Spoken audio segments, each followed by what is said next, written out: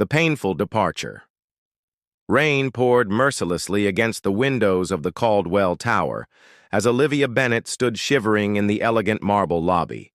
Her cotton dress clung to her skin, soaked through from the sudden downpour that had caught her on the walk from the subway station. She clutched her worn leather messenger bag, containing the small envelope with the test results that had upended her world just 3 days ago. "I'm here to see James Caldwell," she told the stern-faced receptionist, trying to keep her voice steady despite the cold water dripping from her hair. "It's important. Personal." The receptionist's perfectly sculpted eyebrow rose slightly. "Do you have an appointment, miss?" "No, but—" "Mr. Caldwell doesn't see anyone without an appointment," the woman replied dismissively, already reaching for her phone. "Perhaps you could leave a message?" Olivia swallowed hard. "Please, just tell him Olivia is here. He'll want to see me." 20 minutes and 3 pleas later, Olivia found herself ascending in the private elevator to the penthouse office suite. Her heart raced as the doors slid open to reveal the sprawling space with floor-to-ceiling windows showcasing the Manhattan skyline, now gray and obscured by sheets of rain. And there he was. James Caldwell, 33 years old and already legendary in the tech world, stood with his back to her, phone pressed to his ear. He wore a perfectly tailored charcoal suit that accentuated his broad shoulders. Even from behind, his presence commanded attention. "I don't care what it costs," he was saying, his voice sharp with authority. "Just make it happen by Monday." He ended the call and turned, his expression shifting from annoyance to surprise when he saw her. For a brief moment, something softer flickered in his hazel eyes, the same warmth she'd fallen for during their whirlwind 3-month relationship. "Olivia," he said, setting down his phone, "this is unexpected." She tried to smile, but her lips trembled. "I need to talk to you, James. I've been trying to reach you for days." His jaw tightened. "I've been in Tokyo closing the Nakamura deal. You know how important that was." "I do," she said quietly. But this couldn't wait.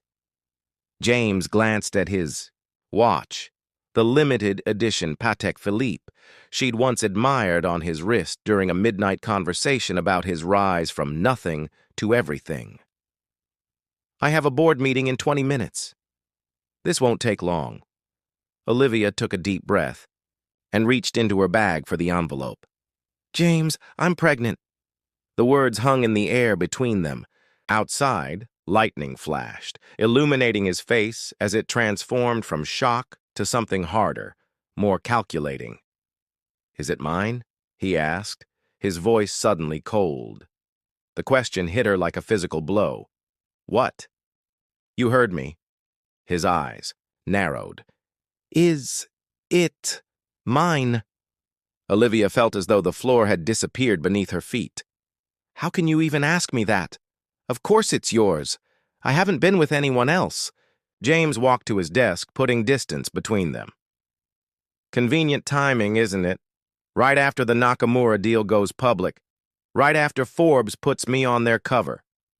"What are you talking about?" Tears burned in her eyes now. "I didn't even know about the deal going through.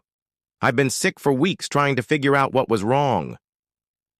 "Patricia warned me about women like you," he said, almost to himself.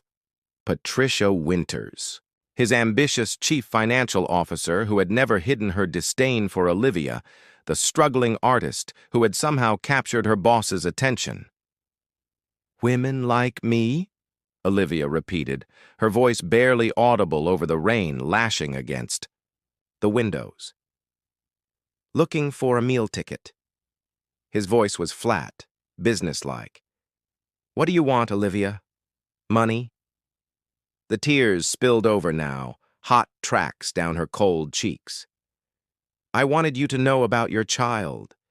I thought you deserved to know." "And I'm supposed to just believe you?" Olivia placed the envelope on his desk with shaking hands. "The test results, I'm 8 weeks along." James didn't even look at it.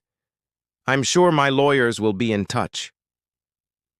In that moment, something broke inside Olivia.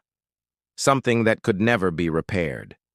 She straightened her shoulders and wiped her tears away with the back of her hand. "Don't bother," she said, finding strength in her voice she didn't know she possessed. "I don't want anything from you. Not your money, not your name. Nothing." She turned to leave, then paused at the elevator. "You know what's ironic, James? I came here because I thought you'd be happy. Because despite everything, I believed you were better than this." The elevator doors closed on his impassive face, and Olivia descended back to the rain-soaked streets, cradling her stomach protectively as she walked away from Caldwell Tower for what she believed would be the last time. Life Reimagined 5. Years passed like pages turning in a well-worn book. Olivia Bennett stood in her photography studio, adjusting the lighting for her afternoon session. Sunlight streamed through the tall industrial windows, casting golden patterns across the exposed brick walls adorned with her award-winning photographs. The space, once a forgotten warehouse in Brooklyn, now represented everything she had built since that rainy day she had walked away from James Caldwell. "Mommy, look!" A small voice called from the corner of the studio where a child-sized desk was set up. Lily, with her father's hazel eyes and Olivia's chestnut curls, held up a drawing of what appeared to be two stick figures beneath a rainbow. "That's you with your camera, and that's me helping." Olivia smiled, crossing the room to kneel beside her daughter. "It's beautiful, sweetheart. You're quite the artist." "Can I put it on the wall with your pictures?" Lily asked, her expression serious. "Absolutely. This deserves a special place." Olivia took the drawing and carefully pinned it to the inspiration board near her desk. "Perfect." The studio door opened, and Eleanor Whitaker, Olivia's assistant and closest friend, bustled in with 2 coffee cups and a small paper bag. "Breakfast of champions," she announced, setting everything down on the counter. "1 black coffee for the boss lady, 1 hot chocolate for the princess, and blueberry muffins for both." "Thanks, Ellie." Olivia glanced at her watch. "The Vogue editorial team will be here in an hour." Eleanor nodded, already organizing the portfolio folders. "Everything's ready! And don't forget, the Whitney called again about your series. They're increasing their offer." The Whitney Museum wanted to feature Olivia's Invisible Women photography series, portraits of single mothers across socioeconomic divides that had garnered critical acclaim when exhibited in smaller galleries. It was the kind of recognition she had once only dreamed about during her struggling artist days. "I'll call them this afternoon," Olivia promised, taking a sip of her coffee. Her phone buzzed with a text from her mother. "Can pick up Lily at 3 for ballet. Dinner at our place. After?" Olivia texted back a quick affirmative. Her parents had been her bedrock since Lily's birth, stepping in whenever her increasingly demanding career required late nights or travel. Their support had made it possible for her to rebuild her life, without James, to create something meaningful from the ashes of that relationship. "Mommy, is Grandma coming?" Lily asked, chocolate mustache adorning her upper lip. "Yes, she'll take you to ballet while I finish work." Olivia wiped the chocolate away with her thumb. "And remember, tomorrow is the special event we talked about." Lily's eyes widened. "The one with the pretty dresses and the auction for the sick children?" "That's right. The hospital charity gala." Olivia had volunteered her photography services for the Children's Hospital Foundation annual fundraiser, an event that typically drew New York's elite. "You'll get to wear your new blue dress." "And be your assistant," Lily added proudly. Eleanor raised an eyebrow across the room. "Are you sure taking Lily is a good idea? Those events can run late." "Mom and Dad are out of town, and my usual sitter is unavailable." Olivia shrugged. "Besides, it's good for her to see the charitable side of my work. We won't stay for the whole thing." What Olivia didn't say was that these kinds of events, glamorous, high-profile gatherings, always made her nervous. They were too reminiscent of the world James inhabited, the world she had deliberately left behind. But the Foundation's work was important, and her photographs of the children they helped would, hopefully, encourage donations. The afternoon passed in a whirlwind of creative direction, camera clicks, and the quiet satisfaction of capturing exactly what the Vogue team wanted. By the time Eleanor left with the last of the editorial staff, promising to process the initial selects overnight, Olivia was exhausted, but content. She packed up Lily's drawings and ballet bag, double-checked the studio locks, and headed down to meet her mother waiting in the car outside. As they drove away, Olivia found herself thinking about the next day's event. The Children's Hospital Foundation Gala was being held at the Meridian Hotel, owned, as chance would have it, by Caldwell Enterprises. "You seem distracted," her mother observed as Lily chattered about ballet in the back seat. "Just thinking about tomorrow's shoot," Olivia replied, gazing out the window at the city lights beginning to sparkle against the dusk. "It's a big event." Her mother's hand covered hers briefly. "You photographed bigger. You'll be brilliant as always." Later that night, after tucking Lily into bed with a story about a brave princess who saved herself, Olivia sat on her small balcony overlooking the Brooklyn streets below. Her laptop was open to the event details for tomorrow's gala, and her eyes kept returning to the list of major donors. James Caldwell's name wasn't there, but his company was listed as a platinum sponsor. It was the closest she had come to his orbit in 5 years. Would he be there personally? The thought sent an unwelcome shiver down her spine. She had been careful, so careful, to keep Lily separate from anything connected to James. She had moved to Brooklyn, changed her professional name to her mother's maiden name, Bennett, for her photography career, and built a life that never intersected with his world of tech innovations and corporate takeovers. As far as she knew, James had never sought them out.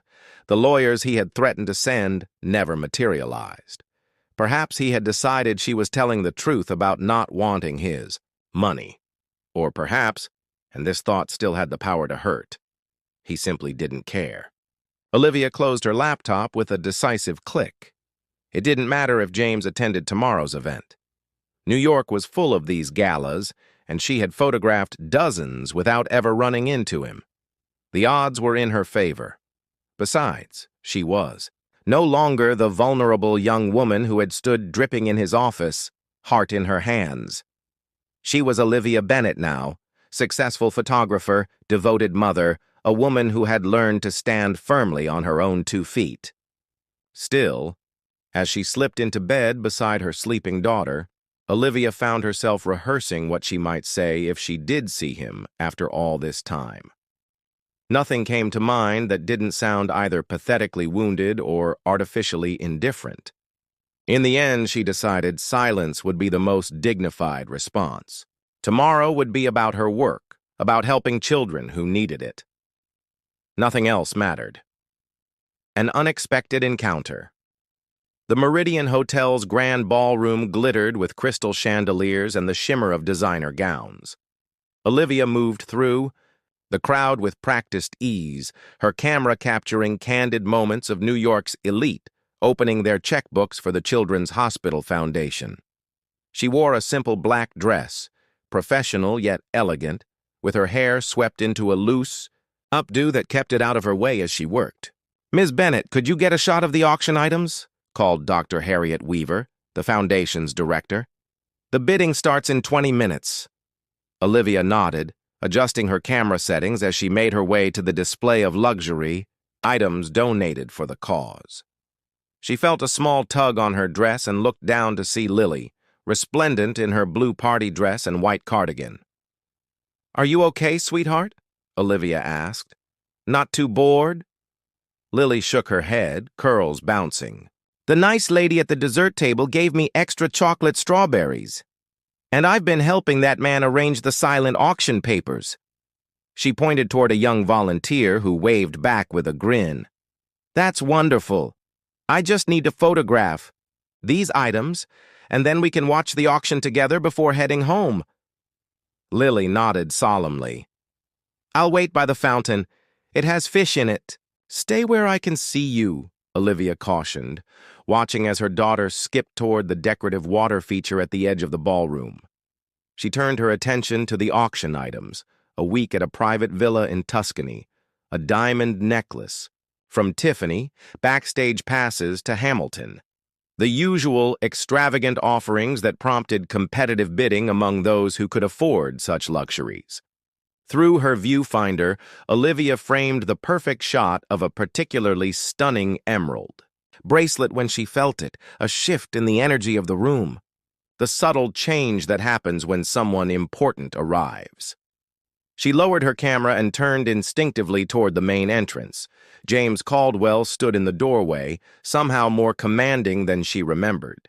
At 38, he had grown into his power, silver threading subtly at his temples, his face more defined. He wore a tuxedo that probably cost more than her monthly rent, and beside him stood a statuesque blonde woman in red who rested her manicured hand possessively on his arm. Olivia's heart hammered painfully against her ribs. 5 years of carefully constructed distance collapsed in an instant. She turned quickly back to her work, praying he wouldn't notice her among the hundreds of guests. For 20 minutes she managed to avoid him, moving through the crowd with her camera as a shield, staying on the opposite side of the ballroom. She was so focused on this strategic evasion that she didn't immediately notice Lily was no longer by the fountain. Panic flared. Olivia scanned the room, searching for that distinctive blue dress and chestnut curls. Then she spotted her across the ballroom, weaving between groups of adults, heading directly toward James Caldwell. "Lily!" she called, but her voice was lost in the announcement that the live auction was about to begin. Olivia pushed through the crowd, trying to intercept her daughter before the unthinkable happened. She was too late. Lily had stopped directly in front of James, her small head tilted back to look up at him with curious hazel eyes, his eyes. James had been mid-sentence in conversation with a silver-haired man when he noticed the child staring at him. He paused, looking down with polite confusion. "Hello there," he said, his deep voice carrying across the space that Olivia was desperately trying to cross. "Are you lost?" Lily shook her head, still studying his face with the unfiltered intensity that only children possess. "You look like me," she said simply. James blinked, taken aback by the comment. The blonde woman beside him gave a tinkling laugh, but Olivia could see the discomfort in her expression. "What's your name?" James asked, crouching down to Lily's level, a surprisingly gentle gesture from a man Olivia remembered as coldly dismissive. "Lily Bennett. I'm 5.5. She held up 5 fingers, then added a small space between her thumb and forefinger to indicate the half. "My mommy is taking pictures of everything." Something flickered across James's face. Recognition, perhaps, at the surname. He looked up, scanning the crowd, and his eyes locked with Olivia's as she finally reached them. "Lily," Olivia said, her voice remarkably steady despite the earthquake happening inside her. "I told you to stay by the fountain." "But Mommy, look!" Lily pointed directly at James's face. "He has eyes like mine." The blonde woman's smile froze, her gaze darting between James and Lily with dawning comprehension. The silver-haired man James had been speaking with cleared his throat awkwardly and drifted away. James slowly stood, his eyes never leaving Olivia's face. "Bennett," he said quietly. "You changed your name." "My mother's maiden name," Olivia replied, her hand finding Lily's shoulder protectively. "For my professional work." James's gaze dropped to Lily, then back to Olivia. The question in air, his eyes was unmistakable. "Wait," James said, the command in his voice drawing glances. Bridges to build morning light streamed through the studio windows as Olivia anxiously rearranged photography equipment that needed no adjusting. She had arrived at 7, 2 hours before James was due, needing time to compose herself. Lily was with Eleanor, who had agreed to take her for breakfast and a trip to the Children's Museum after Olivia had called her in a panic the night before, explaining everything in a rush of words that had left her feeling exposed and vulnerable. "What does he want?" Eleanor had asked, protective anger in her voice. "I don't know," Olivia had replied honestly. "But after 5 years, I think I owe it to Lily to find out." The studio door opened precisely at 9. James stood in the entrance, dressed in a casual gray sweater and dark jeans that probably cost more than most people's formal wear. Without the tuxedo and the glittering ballroom backdrop, he looked almost approachable. "You came," Olivia said, unnecessarily, setting down the lens she'd been polishing. "Did you think I wouldn't?" James stepped inside, his eyes sweeping around the studio, taking in the exposed brick walls, the large photographs of women from her Invisible Women series, and finally landing on Lily's small desk in the corner, cluttered with crayons and drawings. "I didn't know what to think." Olivia crossed her arms, suddenly conscious of her simple outfit, faded jeans and an oversized flannel shirt she wore for comfort on editing days. "You're prompt. Some things don't change." He moved further into the space, stopping before one of her photographs, a tired-looking woman in scrubs holding a sleeping toddler on a subway platform at dawn. "These are remarkable." "Thank you." She was surprised by the compliment. An awkward silence stretched between them, filled with 5 years of unspoken words. Finally, James turned to face her directly. "Why didn't you tell me?" he asked, his voice controlled but tense. Olivia felt a flare of indignation. "I did tell you. You accused me of lying and trying to extort money from you. After that," he clarified, his jaw tightening, "after she was born." "Would it have made a difference?" Olivia asked quietly.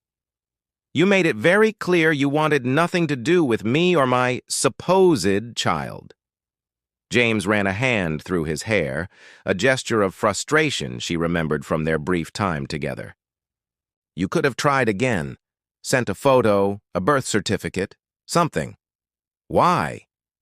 The question emerged sharper than she intended. "So you could send your lawyers after all.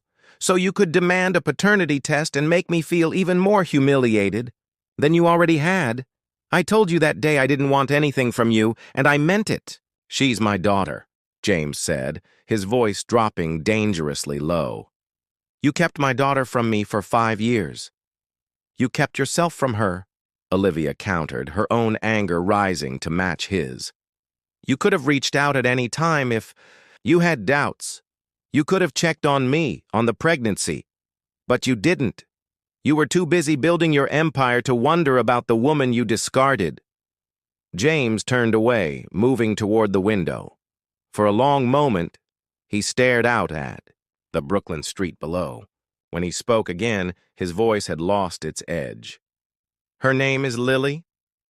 The simple question deflated Olivia's anger. "Yes, Lily Grace Bennett." "She's beautiful," he said softly. "She has your smile, my eyes." "And your stubborn chin," Olivia added, without thinking. "She's determined, like you. When she sets her mind to something, there's no changing it." James turned back, a ghost of a smile touching his lips. Poor kid. Despite herself, Olivia smiled too. "She's wonderful, actually. Smart, kind, creative. She loves ballet and drawing and has decided she wants to be both an astronaut and a veterinarian when she grows up." "Tell me about her," James said, and the request was so genuine that Olivia found herself gesturing to the small sitting area in the corner of the studio. For nearly an hour, she showed him photos on her phone, told him stories about Lily's first words, first steps, her preschool adventures, and current kindergarten triumphs. James listened intently, asking questions, laughing at the funny anecdotes, his expression softening with each new revelation about his daughter. "She asked about you," Olivia admitted eventually. "Not often, but sometimes. I told her that her daddy had to go away before she was born. I never said anything negative about you to her. I didn't want her to feel unwanted." James flinched at the word. "Even though that's exactly how I made you feel." "She's not me," Olivia said simply. "She deserved better than my bitterness." Silence fell between them again, but it was different now, less hostile, more thoughtful. "What happens now?" Olivia finally asked. "Why are you here, James? What do you want?" He leaned forward, elbows on his knees. "I want to know my daughter." "Just like that? After 5 years, you walk back into our lives and expect what, exactly? Weekend visitations, holiday cards, a place in her life that you never earned?" "I know I don't deserve it," he said, surprising her with his directness. "But she deserves to know her father, the real one, not whatever story you've had to create to protect her from the truth about me." Olivia stood, needing the physical distance. "The woman at the gala, is she your wife?" James shook his head. "Vanessa?" "No. We've been seeing each other for a few months. It's nothing serious." "Does she know you're here?" "Yes." His expression tightened. "She thinks I'm making a mistake, that I should have my lawyers handle this." "And why aren't you?" Olivia challenged. "That seems more your style." James stood as well, his height making the studio feel suddenly smaller. "Because I saw her face," he said quietly. "Lily's face looking up at me with my own eyes. And I knew in that moment that I'd made the biggest mistake of my life 5 years ago." The raw honesty in his voice caught Olivia off guard. This was not the cold, calculating James Caldwell who had dismissed her so cruelly. This man seemed humbled. "Patricia was fired 3 years ago," he continued, naming his former CFO, "for embezzlement, among other things. Before she left, she admitted to spreading rumors about you. Said you were after my money, that you'd been seen with other men. I believed her because it was easier than believing I might actually care about someone who wasn't useful to my ambitions." Olivia absorbed this information silently. "I'm not asking for forgiveness," James said. "I don't deserve it. But I am asking for a chance to know Lily, to be her father if she'll have me." "It's not that simple," Olivia replied, though she felt her resolve weakening. "You can't just appear in her life and then disappear again when you get bored or when it becomes inconvenient. She's a child, not a business acquisition." "I know that," James said, a flash of the old irritation returning. "I'm not completely heartless, despite what you must think." "Aren't you?" The words slipped out before she could stop them. "You were heartless enough 5 years ago." James didn't deny it. Instead, he reached into his pocket and withdrew his phone. "I looked you up last night. Your work is everywhere now. The Whitney exhibition, the Vogue spreads, the foundation, projects. You did all of this while raising our daughter alone." "I had help," Olivia admitted. "My parents, friends. It wasn't entirely alone. But without me," he said, "without the person who should have been there." He put the phone away. "I can't change the past, Olivia. But I can try to be better now. For Lily's sake, and maybe eventually you might not hate me quite so much." Olivia was saved from responding by the sound of her own phone ringing. Eleanor's name flashed on the screen. "I need to take this," she said, stepping away to answer. "Hello?" "Hey." Eleanor's voice came through, sounding slightly frazzled. "So, minor situation. Lily is absolutely refusing to do anything else at the museum until we come back to the studio. She says she needs to talk to her daddy again. I've tried everything, but she's having a complete meltdown. What do you want me to do?" Olivia closed her eyes briefly. "Bring her back," she said, her heart racing. "We're still talking." She ended the call and turned to James. Lily's on her way here. She wants to see you. For the first time since he'd arrived, James looked genuinely nervous. What do I say to her? The truth, Olivia replied, surprising herself with the answer. A version she can understand. That you made a mistake, that you're sorry, that you want to know her now. And then what? He asked, uncertainty replacing his usual confidence. Then we figure it out, Olivia said, realizing, as she spoke that she was actually considering allowing him into their lives. One day at a time. The studio door flew open 15 minutes later, and Lily burst in, her face tear-streaked but brightening when she saw James. She stopped several feet away from him, suddenly shy. You came back, she said, twisting the hem of her shirt in her small fingers. James knelt down to her level just as he had at the gala. I did, he said gently. I wanted to see you again. Lily took a tentative step forward. Mommy said you're my daddy. I am, James confirmed, his voice thick with emotion. And I'm very sorry I haven't been here before now. Lily considered this, her expression serious beyond her years. Were you lost? Like in my book where the daddy penguin gets lost in the storm but finds his way home when the sun comes out? Lily turned to Olivia, her face hopeful. Can he, Mommy? Can Daddy find his way back? The Hollow Crown. Julian Reed stood at the window of his 64th floor office, watching a spring storm roll across Lake Michigan. At 48, his dark hair was threaded with silver at the temples, lending him the distinguished appearance that business magazines frequently commented on. Vertex Innovations now occupied an entire skyscraper bearing his name, Reed Tower, a gleaming monument to his success. The board is waiting, sir. His executive assistant, Natalie, hovered by the door, tablet in hand. Julian nodded without turning. 2 minutes. 13 years had passed since he'd uttered those unforgivable words to Elise. 13 years of exponential growth, of acquisitions and expansions, of being hailed as a visionary. 13 years of achievement that felt increasingly hollow. He straightened his tie, a habitual gesture before stepping into the arena, and followed Natalie to the boardroom. 12 faces looked up as he entered, each wearing the careful expression of people who respected his brilliance but feared his temper. Let's begin, Julian said, taking his seat at the head of the table. The Meridian acquisition. His CFO, Richard Hansen, launched into the presentation. Julian half listened, his mind cataloging the essentials while drifting to the persistent emptiness that no amount of success seemed to fill. When had winning become so unsatisfying?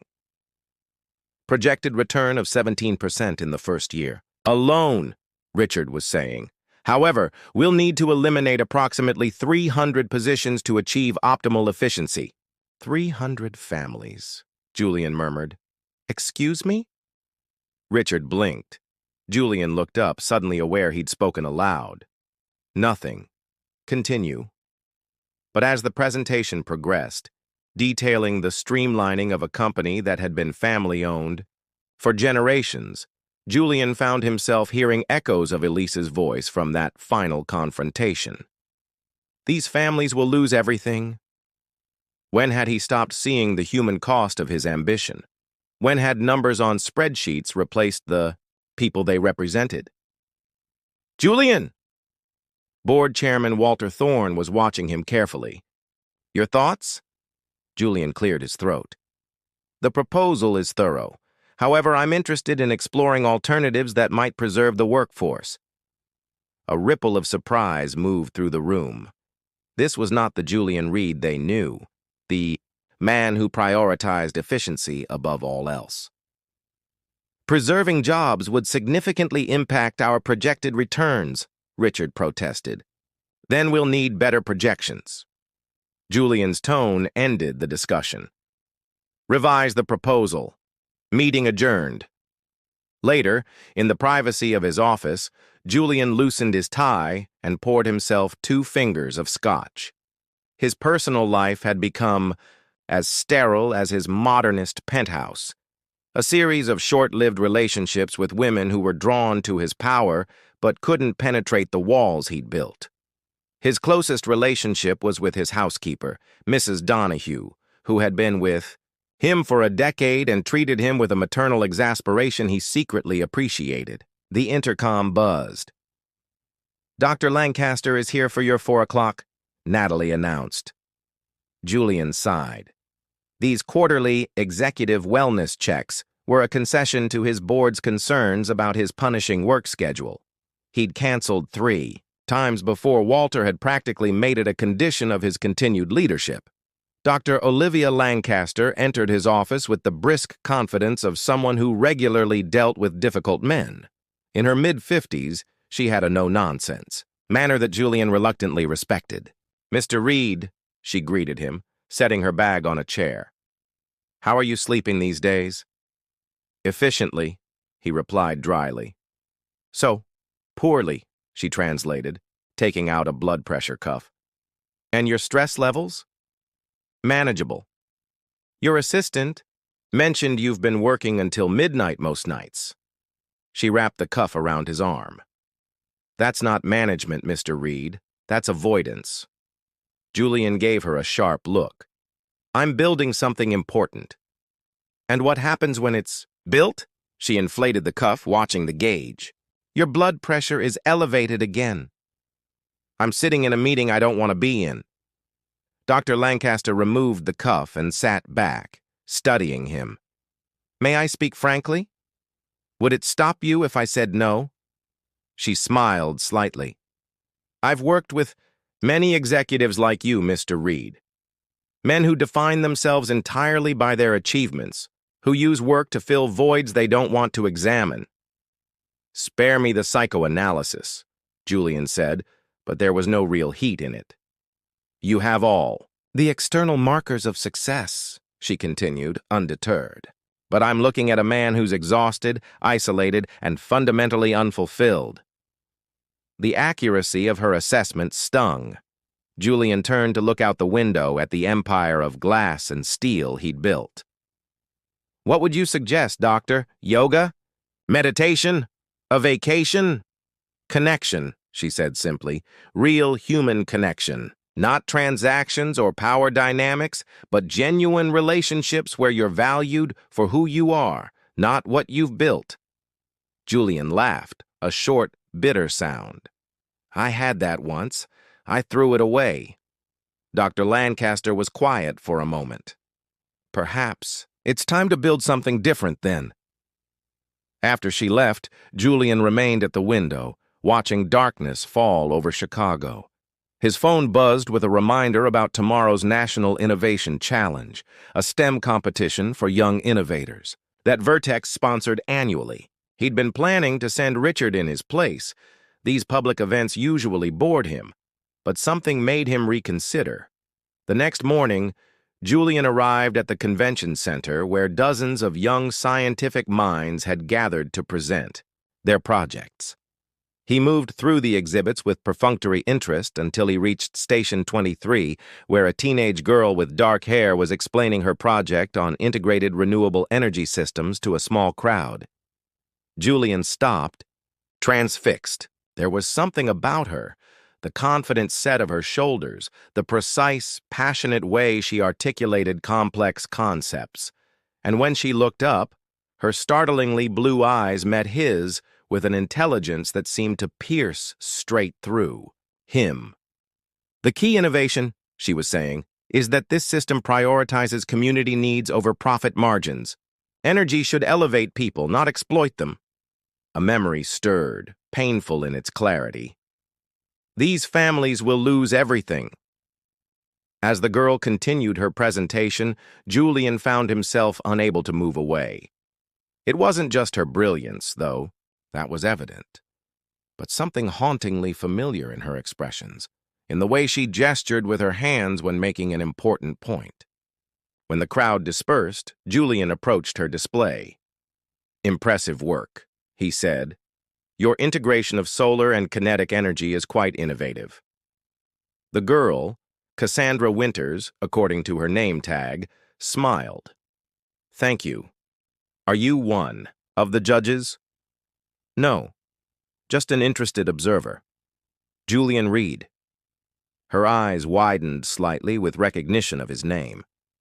"From Vertex Innovations? Your company's work on energy storage is part of my research bibliography." Julian felt an unexpected surge of pride at her acknowledgement. "Where did you learn all this? You're, what, 15? 13, she corrected. "And I learned it from my mom mostly. She's an architect specializing in sustainable design. She taught me that the best solutions consider people first, profit second." The sentiment was so familiar that Julian felt a strange chill. "Your mother sounds wise." "She is," Cassandra said with absolute conviction. "She's brilliant and kind, and she built her whole company while raising me by herself." Before Julian could respond, a voice called from behind him. "Cass, they're announcing the finalists in 5 minutes." Julian turned, and the world stopped. Elise Winters stood 10 feet away, more beautiful than he remembered. Her chestnut hair was shorter now, framing a face that had matured into elegant confidence. She wore a simple emerald dress that brought out the green in her hazel eyes. Eyes that were now widening in shock as they met his. In that frozen moment, as Cassandra looked curiously between them, Julian finally understood what his empire had cost him. The true legacy he had carelessly thrown away was standing right in front of him, in the form of a brilliant young girl with his eyes and Elise's heart, the daughter he had never known existed. And he knew with sudden, devastating clarity that all his achievements meant nothing compared to what he had lost. Reflections. Across time. The announcement for finalists blared over the convention center speakers, but Elise barely heard it. The world had narrowed to the man standing before her. Julian Reed, older, distinguished by touches of silver at his temples, but unmistakably the same person who had shattered her heart 13 years ago. "Mom?" Cassandra's voice broke through, her shock. "They're calling the finalists." Elise forced herself to breathe. "Go ahead, sweetheart. I'll be right there." As Cassandra hurried toward the main stage, Elise and Julian remained locked in a silent tableau of recognition and disbelief. His gaze shifted momentarily to Cassandra's retreating form, then back to Elise, a question forming in his eyes. "She's yours," Elise confirmed quietly, her voice steadier than she felt. "Though I lost any obligation to tell you that when you decided I wasn't good enough to stand beside you." Julian flinched as his own words returned to him. "Elise, Not here," she interrupted, glancing toward the stage where the judges were preparing to announce winners. "This is Cassandra's moment, and I won't have it overshadowed."